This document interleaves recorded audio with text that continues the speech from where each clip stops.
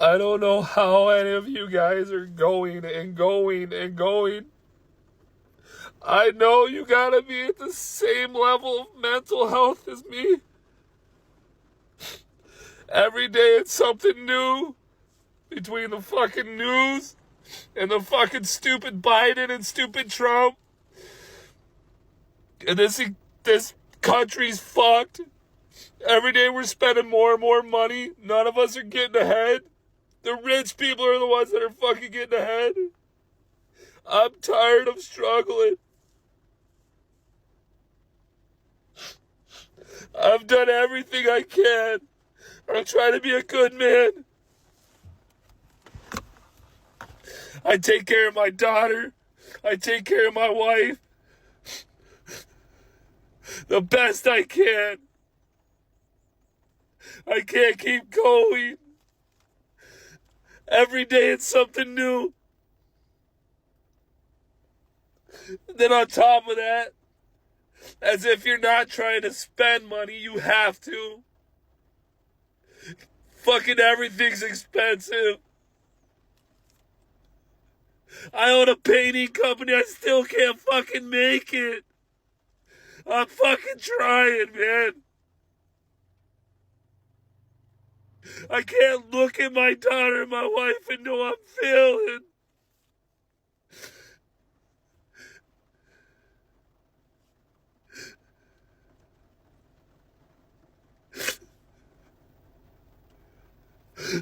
I'm fucking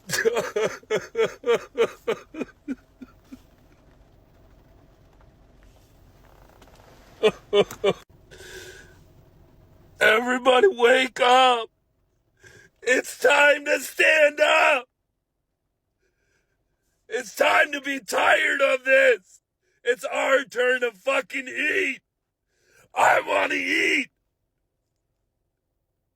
I want my family to eat. I want you guys to eat.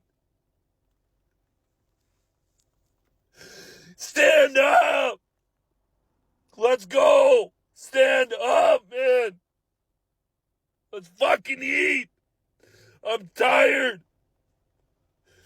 Let's help each other. I don't care what your political affiliation is. I don't care what fucking color you are. If you are not eating and you're struggling, eat with me. Let's struggle together then. Let's be a team. So I just watched a video of a white woman literally crying about the conditions of the United States, how she has to work 60 hours and she's looking at other countries and they don't even have to work 40 hours, how they can take a train for like pennies on the dollar anywhere they want. Meanwhile, like our country's infrastructure is falling apart. How it feels like there's no support nets. It feels like all the safety nets are dissolving and she doesn't understand why. And I both hate and love to remind these folks that the reason why the United States is the way it is because of y'all. A lot of you are the descendants of folks, or might actually be some of the folks, who were more invested in not sharing all of the programs, all of the initiatives that the United States was starting with marginalized people, specifically Black people. Y'all are some of the same folks who would have rather filled in the pools in your neighborhood than share them. Shut down the schools and the libraries rather than share them. That you would rather vote against any forming of these safety nets or any protections for these safety nets rather than share them with marginalized people. Then you look up a generation or two or less later and wonder why you don't have these safety nets to protect you, because you were banking on your whiteness to keep you safe. And a lot of you learned pretty quickly after this election that you don't even have that to keep you safe. That unless your bank account has something like 7 digits in it, that the folks that you were banking on to protect you won't. And that some of the safety nets that maybe your mama or your family had relied upon, like SNAP or Medicaid or Medicare or any of those other basic safety nets, are going to be eradicated by the very people that you voted for. May I suggest, instead of crying, you strap up? The whole bootstrap thing that y'all be telling my people about. Remember that you get what you pay for. For everybody else who's not invested in crying, maybe some suggested reading. These Some of Us by Heather McGhee. It talks about how equality is not a zero-sum game. This book has torn me up several times that I've read it, but it is essential reading. So for the next few years, might want to be diving in instead of crying on the internet. Just a thought. America is divided into two: the top rich and the bottom poor, the top 1% and the bottom 99%. The goal is to always keep people at the bottom 99%. Back in the days, the United States had to have the middle class people. Today, we are seeing a society that we are not seeing any middle class person. We are seeing the super rich, and people are struggling even to put a meal on their table. People are living paycheck to paycheck. But is it their fault? No, it's not their fault.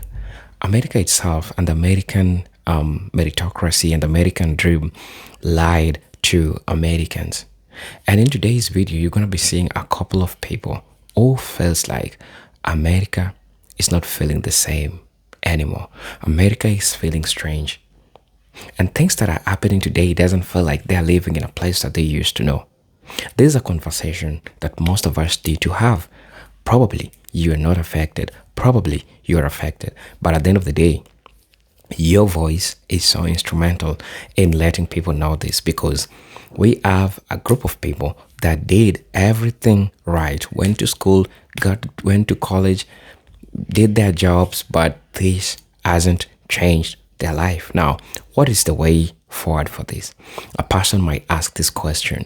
People have different solutions towards this, but I think that for you to deal with the solution, they say, as the saying goes, prevention is better than cure.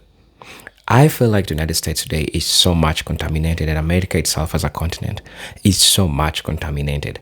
But there are still solutions. There are things that can be done, because while capitalism it's at its core in the United States, people have ways of escaping away from these, as taxes, housing, food prices keeps going on, and generally inflation.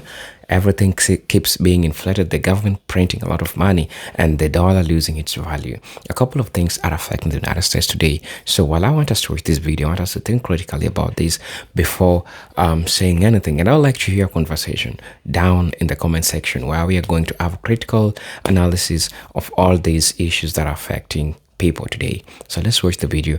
I'll be back with my thoughts at the end of the video. Just a simple plea: if you're watching us for the first time, or if you happen to meet this channel for the first time, I'm just asking you to please subscribe to the channel, join the membership, and really get to what I can offer you. But until then, let's watch the video. I'll be back, and then you know how we do it.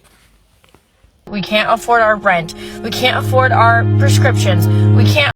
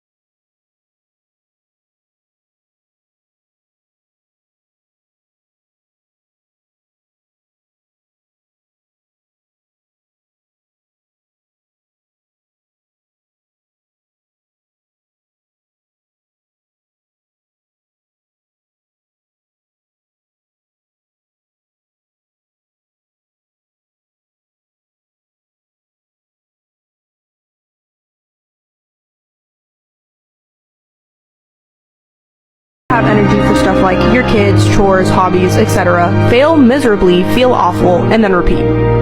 I don't understand why you have to pay to live on a planet you were born on. I ask myself that question every single day. Why do we have to pay to live on Earth? I mean, humans really saw views like this right here and said, let's come up with cities where we build apartments one on top of another. We live like a can of sardines. You're gonna live paycheck to paycheck. Let's invent a thing called 30-year mortgages. I mean, doesn't make much sense. I'm down here in South America asking myself that question. I am right now thinking of how to build my house stone by stone. I want to build a stone house, and if necessary, have solar, or not if necessary, if possible, have solar panels, have a watering cistern. If you like this kind of stuff, stick around. The cost of living in this country is currently, it's not going to be, it is currently unsustainable. And there are people that they know this, but then they'll still look at somebody else that's struggling and then tell them they're not doing good enough. I want you to imagine somebody that makes $75,000 a year. That's a pretty high up wage in terms of like top earners in this country, $75,000 a year. And we're going to go through some things here. This is a person with no debt outside of a car. And please don't hit me with the, you can go buy a car for, shut up, you can't, shut up, stop saying ridiculous things. An entry-level decent car is $30,000. So this person who puts $200 a month into insurance and they pay 5% into their 401k because, shut up, people should be able to put money into their retirement. Because if you're not doing it now, you're never going to get to start doing it later. So after those two things come out of their paycheck and their taxes are paid, they bring home $53,850 a year from a $75,000 paycheck. Average rent in my state for a one-bedroom apartment, because an adult should be able to live by themselves, $1,700. That car payment at 6% for an entry-level, very reasonable sedan, nothing fancy, the car payment's $579 a month. Car insurance, $240 or so a month for a lot of vehicles in this day and age. You're a young person, you've got a nice job, but the insurance companies still want to screw you over. Food. You only cook at home. You never, ever go out. You only cook at home and you only eat decent quality food because a human being should be allowed to eat decent quality food. You pay $879 a month for that. You spend $250 a month in gas. You wear and tear on your car $100 a month. $80 for your phone, $80 for your internet, $175 a month for your electricity, $70 for your water, $20 for your cash. You make $75,000 a year, and outside of a car payment, you have zero debt. Do you know how much money you have left over annually at a $75,000 wage? You do nothing. You don't own a Netflix. You don't go out on a date. You don't pay to go to a park. You don't go watch a movie. You do nothing. If you can't find it on the internet for free, you don't get to do it. If you can't cook it at home for your $800, you don't get to do it. You have $3,700 left over annually. That's like $320 a month. And there's going to be, well, that's $300. Shut up. Shut your stupid, contrarian, edgelord mouth. That's not a doctor bill, because God knows just because we have insurance doesn't mean that we don't still pay far out the ass when we go to the doctors. People like to be entertained. They want to date. They want to... There's those of you out there that will tell somebody living like this on $75,000 a year before taxes that they are not doing what they're supposed to do, that they should get a second job, that they should get a side hustle, that they should get a better job. And the fact that you would look at somebody with no debt other than a car and say something like this to them means objectively you're a moron and you live in a fantasy world. This is unsustainable. Hi guys, I'm really stressed today. I just went to the grocery store, bought 10 items, and it was $80 freaking already. I literally have $10 left on my account. The fuck? So a little backstory. I got laid off from my job a month ago. And I've been applying for jobs months before I got laid off. Sent out hundreds of resumes already. Applied to hundreds of jobs on the internet, remote and on-site. Tailored my resume to every position that I applied using ChatGPT. Went to only a few interviews. And still nothing. Like, what the fuck is going on with America right now? Like, it's so freaking hard to live here. Like, I'm gonna stay positive. I'm gonna keep applying for jobs. I'm gonna keep showing up. But man, my bills are not going to wait. So it's literally come to this. I'm holding a stack of resumes, and I've been going to restaurants and stuff for the past few days asking if they're hiring or anything. I moved to New York City a number of months ago, and I got laid off from my corporate job literally a week after signing a lease. I wouldn't say I'm embarrassed or ashamed by any means. Like, I don't think I'm above service jobs at all. This just is not what I was expecting. This definitely was not part of the New York City fantasy. Heck, it wasn't even part of the adulthood fantasy, if I'm being real. You were supposed to go to college and like get a degree, and it's all supposed to work out, right? Wrong. I have 3 degrees, 2 bachelors, 1 in math, another in economics. I got my master's last year in marketing, and I've worked as an analyst, as a lead analyst, and this is where I'm at.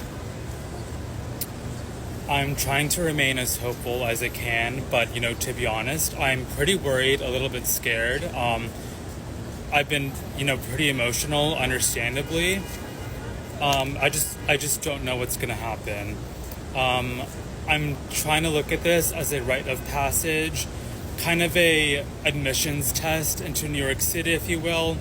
Really see if I'm up for it. So I'm going to keep pushing, keep doing the dang thing, and hopefully things turn out for the better. If I'm being real, I really just want to find my footing on social media or something, but I need to get real. I need to make money, and that's where I'm at. So I'm gonna, keep pushing, keep trying, just, really hope that things work out for the better sooner rather than later, because this really sucks. This job market is beyond demoralizing, and I just really hope that things shift and, get better. Please. Living in America is so expensive that it's not even living anymore. It's just a recurring subscription. You pay to live, you pay to work, you pay to eat, you pay to sleep. Rent, more than half your income. Groceries, doubled within a year. Gas, insurance, bills, taxes, damn near make money just to give it away. You're not living the dream. You're financing your own exhaustion. And their solution is budget better. Like you're out here buying Ferraris and filet mignon every single day, when in all reality, you're broke just buying basic needs. And here's the kicker. You do everything right. You go to school, you get the job, you play by the rules, and you're still barely hanging on. It's not your fault. The system was built by design. They want you broke, distracted, and grateful for crumbs, because a stressed, tired population doesn't rebel. It complies. Dying in America is expensive. So I have terminal cancer, and because of financial situations, I have decided to donate my body to science. I have 3 kids. My oldest is 15, and he understands that it's a money issue, but my youngest 2 do not. And that was a hard conversation to have with them about why they won't have a grave or a funeral when I pass. But funerals cost thousands of dollars. When you donate your body to the local college here, it's like $100 transport fee that I can prepay in advance that covers the transport of my body from wherever I pass to the facility. They then use your body for medical research or surgeons learning or whatever. Then they cremate you for free and send your ashes back to a loved one. For me, that's my ex-husband, and we do not have a good co-parenting relationship. So I have to just entrust with the fact that he will give my ashes to our children. And they'll keep my body for 3 to 5 years using it before they send it to him. Is it a good thing that I'm doing to help, students learn? Yeah. But do I wish my kids would have at least a gravestone? Also, yes. I want to know what our country thinks is worth celebrating on July 4th this year, because from everything I see, there's not a whole lot to be happy about and to be excited over and to say America's the greatest country in the world. Greatest at what? At absolutely screwing over their citizens? Because number one, baby. There's no reason that I can think of to celebrate a country that preaches life, liberty, and the pursuit of happiness and denies us all three of those things. But you could argue that they do. But here's the reality: the only life that America offers you at this point is the right to just live. You can just be and exist and be a body in the cog of the machine. Unless you're trans, unless you're gay, unless you're not a white man, and unless you're not filthy stinking rich. Liberty, all of those same things apply. You get liberty if you're white, if you're rich, if you're, a man. Pursuit of happiness, that one, don't even get me started, because it's right there in the name. The pursuit of happiness. They never promised that you'd actually catch the happiness. Unless you're white, unless you're rich, unless you're a man. So, America, 4th of July, there's really not a whole lot. So, that's my piece. I'm gonna eat my Panda Express. And, yeah, so, happy 4th, I guess. Y'all want to know one real reason why America's crashing out like crazy right now? Mediocrity don't hit like it used to, baby. See, once upon a time in America, you could be real mid and still thrive. Mediocre effort, boom, you get a house, car, annual vacation, pension, hell, maybe even a boat. You could clock in, coast through the week, grill on Sundays, and still retire with dignity. But that era is dead and gone, baby. And instead of leveling up or adapting, they're mad, they're bitter, and they're not even blaming the billionaires. They blaming you. They have the audacity to blame me. They blaming immigrants, black people, queer folk, anyone they think is taking something that used to be theirs by default. See, they don't want equality. They want comfort. And when mediocrity no longer gets them that comfort, they start rewriting the rules to rig the game again. It ain't about fairness. It's about preserving the lie. The lie that being average should still be enough for them. Is anyone else completely sick and tired of living in America where you're expected to work your entire life? Like, we are not here to work. Our jobs are not our lives. Our jobs are not our purpose. Like, everyone asks me, like, what's your job? What are you doing with your life? Like, I'm just trying to save enough and get passive income so I can go travel the world and start my life. Like, everyone thinks their purpose is to work. Like, you get done with high school, then you go to college for 4 years, then you're $30,000 in debt, and then you're trying to find a job just so you can pay off that debt over the next 3 years.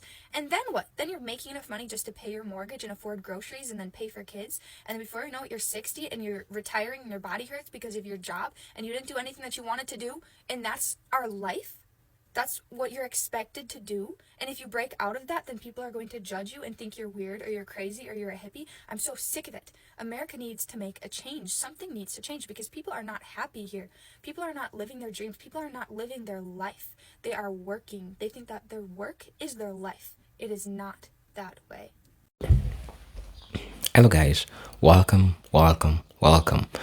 back to the channel. I'm hoping that you're doing great from wherever you're watching me from.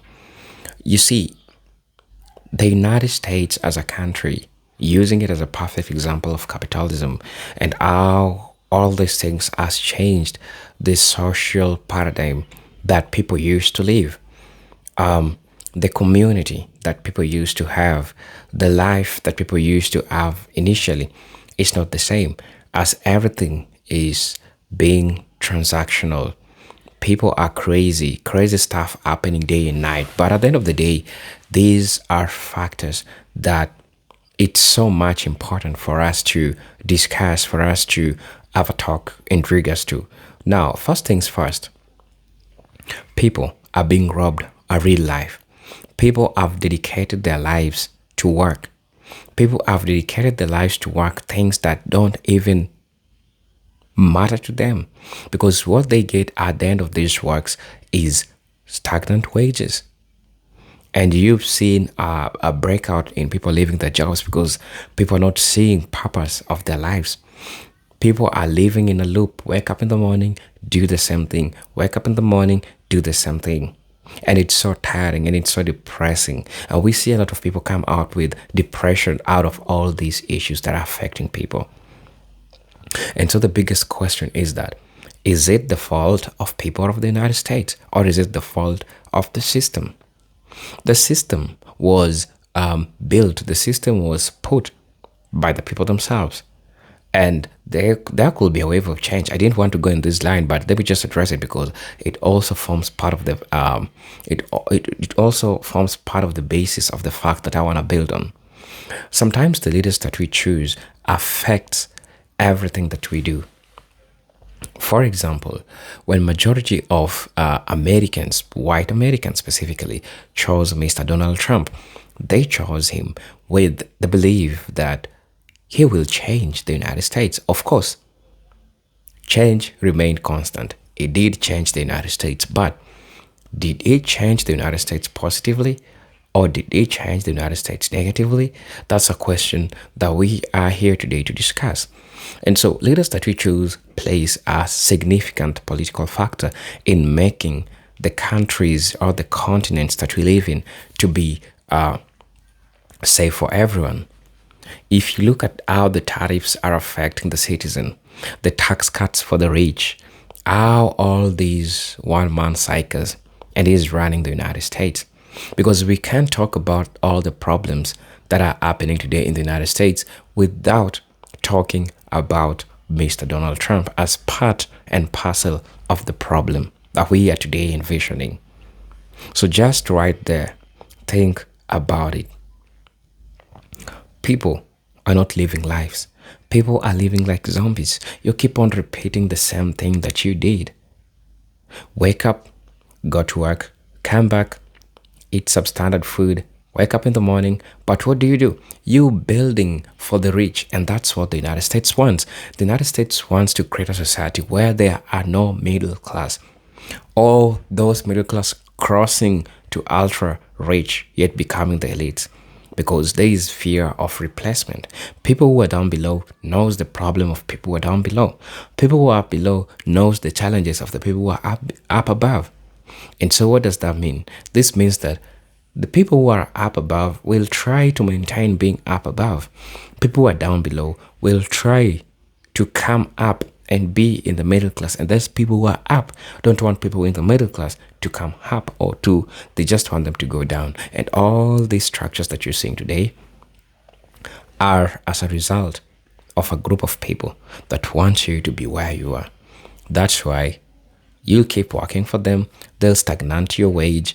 They'll increase because the same people, they own the houses and they rent these places. The same people that you work for, they'll increase their rent while the wages will remain constant. And this will affect you as the value of the money that you hold, or the goods and services that you need to buy are up with the money that you want to buy, which is still low. So just think about it. And this is just one part of the most important talking points that I wanted to bring to. Also, there's something that I want to address, something that I want to talk about. And that one is, what's the solution of all this? Right. One, cut what you feel like you don't need. Use and have all you need. Don't overspend with the little that you have. Invest it in something, put it in something that will give you back the value, right? Choose to make your own food in the houses as my second advice. People who make their own food in the houses, it's way cheap, it's way healthy, and it's way secure when you make it by your own. rather than going and buying it somewhere.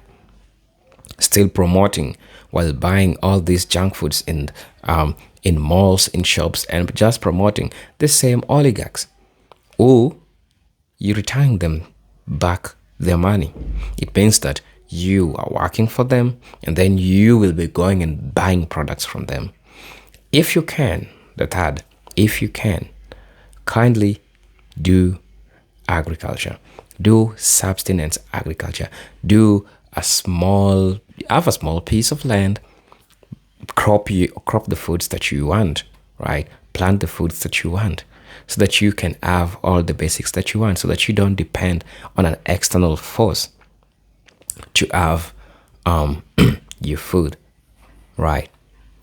You can build a community of trustworthy that you can do barter trade with. Yes, it might sound crazy, but look at it in this way. You might need to have a society, and I think I've seen a group of people that have come together, bought huge tracts of land in all these abandoned places, and began building a community where they're taking it back in the days when people used to do barter trade. You need to do this. Everyone is specializing. It's called specialization and division. People are specializing in things that they are good at. And so if I want something that I don't have, and you want something that I have that you don't have, we do what is called barter trade. And so people are finding solutions to all this problem, and people are finding ways not using currency. But currency is a standard measure of value, which is so much important. But at the end of the day, people are trying to create a society that is not so much diluted with all the chaos that is going on across the world. Some people, which is also a solution, some people are saying to it to leave all these Western countries, all these Western continents. People are going back to different places. Some people are moving to Africa to begin to start life because there's so much advantage being in Africa, regardless of the country that you've chosen, rather than staying in the United States where the inflation rates are so damn high, right? So you can choose to start afresh in a different continent, and people are taking these seriously. People are leaving places that they live in. People are going to start life elsewhere while they think it's important. And so I know I can't provide all the solutions that you might want to hear, but at least what I've given you is way and can help you if you take heed of what I've said. Right. I'm not a financial expert, or do that, but my help comes from a point where I see that there is a problem, and at least the little that I know, I can share it with you, so that we can all move together, so that we can all get help, right? So let me know what you think about this video. As you know, I'm your host and presenter, Eugene Talk Stories. But until then, peace, love, and harmony. Salute.